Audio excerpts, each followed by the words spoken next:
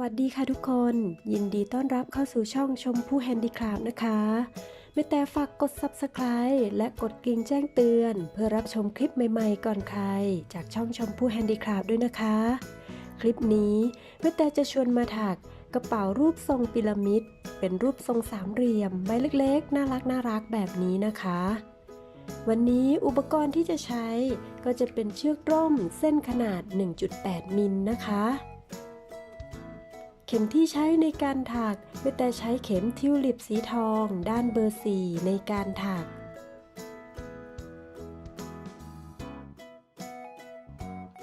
และนอกจากนี้ก็จะมีซิปขนาด 4 นิ้วนะคะ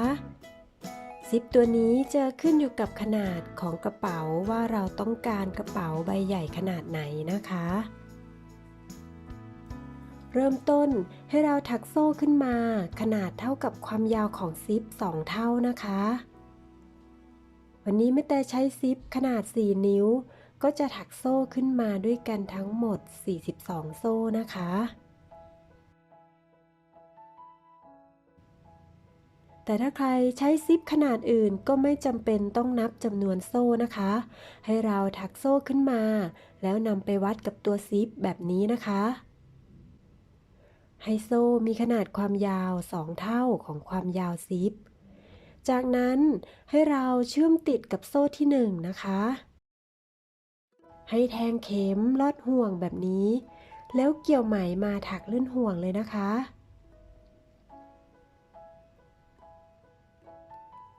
จากนั้นให้เราถักโซ่1ครั้งนะคะแล้วให้ถักควักธรรมดาหลักละ1ครั้งลงไปบนโซ่วนไปโดยรอบเลยนะคะตรงนี้ก็จะถักรวบเก็บปลายไหมไปด้วยเลยงานของเราจะได้แน่นปลายไม่หลุดลุ่ยในภายหลังนะคะก็ถักควักธรรมดาหลักละ1ครั้งวนไปจนเจอหลักเริ่มต้นเลยนะคะ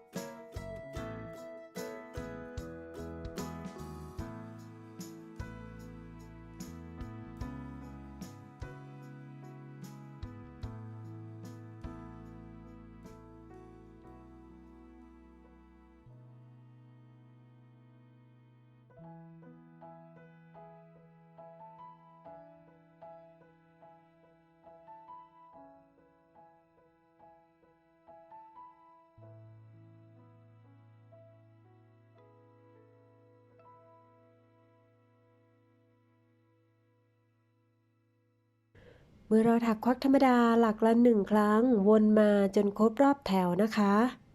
ตรงนี้ในแถวที่2เราจะใช้วิธีถักวนต่อไปได้เลยนะคะในแถวที่2ก็ถักควักธรรมดาหลักละ1ครั้งวนไปอีก1รอบนะคะ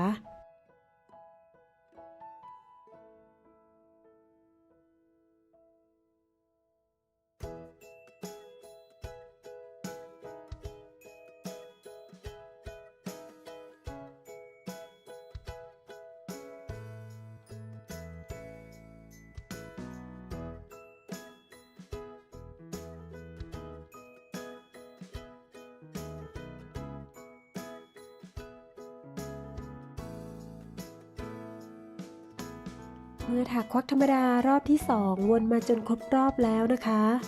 แถวต่อไปเราจะเริ่มต้นถักลายค่ะหลักแรกให้ถักควักธรรมดาลงไป1ครั้ง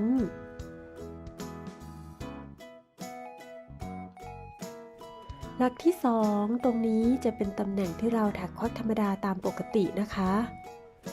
แต่หลักที่2ของลายนี้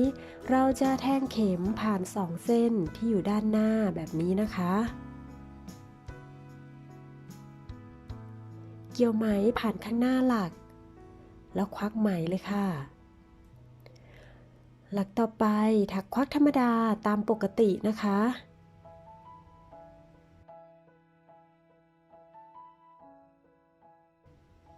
สลับกับการแทงเข็มข้างหน้าหลักค่ะ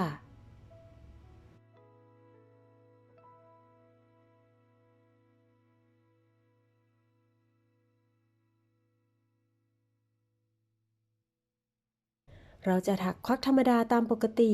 สลับกับการถักโดยการแทงเข็มผ่านข้างหน้าหลักแบบนี้วนไปโดยรอบนะคะลายที่ได้ในวันนี้แม่แต่จะเรียกว่าลายหยดน้ำเล็กหรือลายไทยนะคะแต่หลายท่านก็เรียกคนละชื่อแตกต่างกันไปก็มีเหมือนกันนะคะ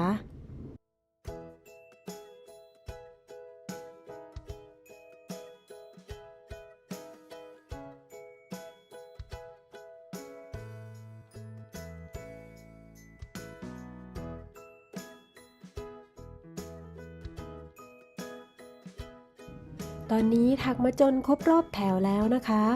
แถวต่อไปเราก็จะถักวนต่อไปได้เลยนะคะตรงนี้จะถักควักธรรมดาลงไปนะคะโดยหลักนี้จะอยู่ข้างๆกับหลักที่เป็นลายหยดน้ำจากนั้นก็ข้ามลายหยดน้ำของหลักแรกไป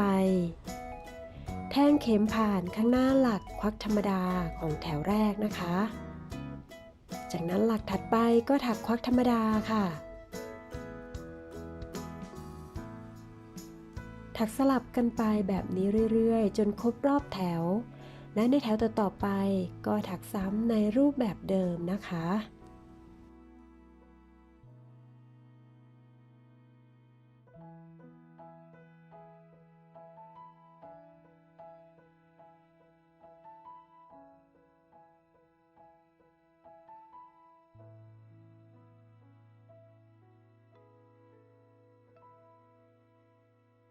ตอนนี้ถักวนมาจนครบรอบที่2แล้วนะคะ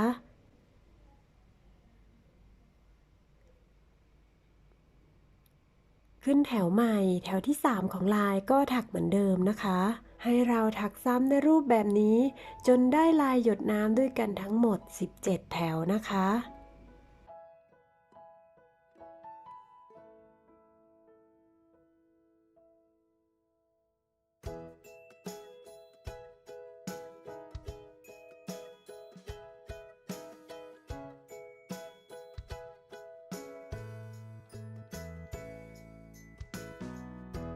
ตอนนี้ก็ถักมาจนถึงลายหยดน้ำแถวที่17หรือถ้านับรวมทั้งหมดก็จะได้19แถวแล้วนะคะเราก็จะจัดรูปทรงให้เป็นรูปทรงสามเหลี่ยมหรือพีระมิดแบบนี้นะคะถ้าเราใช้ซิปขนาดยาวกว่านี้เราก็จะต้องถักกว้างกว่านี้และจำนวนแถวก็อาจจะเพิ่มขึ้นนะคะเมื่อเราดูแล้วว่าความสูงของกระเป๋ากำลังสวยเราก็ถักควักธรรมดาวนไปอีก1รอบเพื่อปิดชิ้นงานนะคะ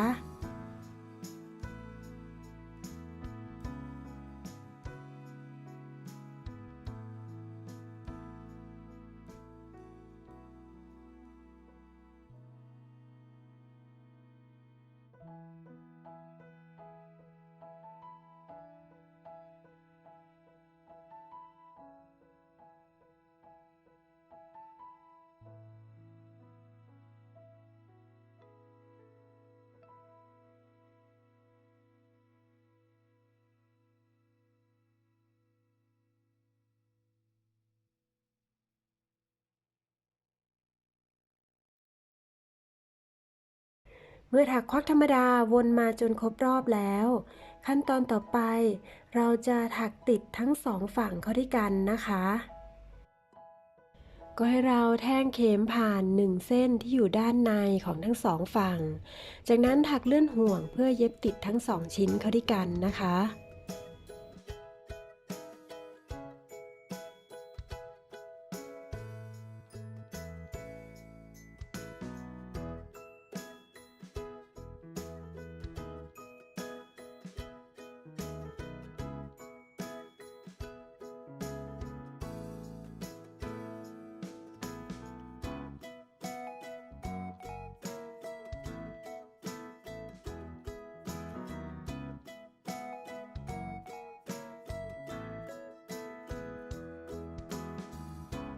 เมื่อถักมาจนสุดแถวแล้วก็ตัดปลายไหมและนำปลายไหมเกี่ยวไปเก็บที่ด้านในของตัวกระเป๋านะคะ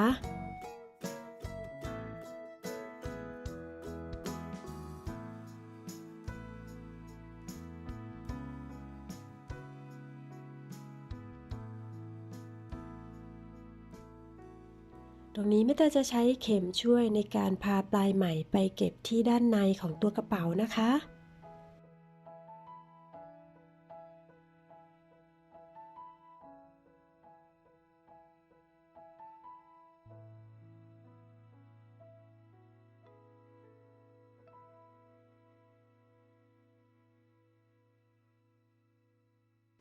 ต่อไปก็ให้เราพับเพื่อจัดรูปทรงให้เป็นรูปทรงสามเหลี่ยมนะคะ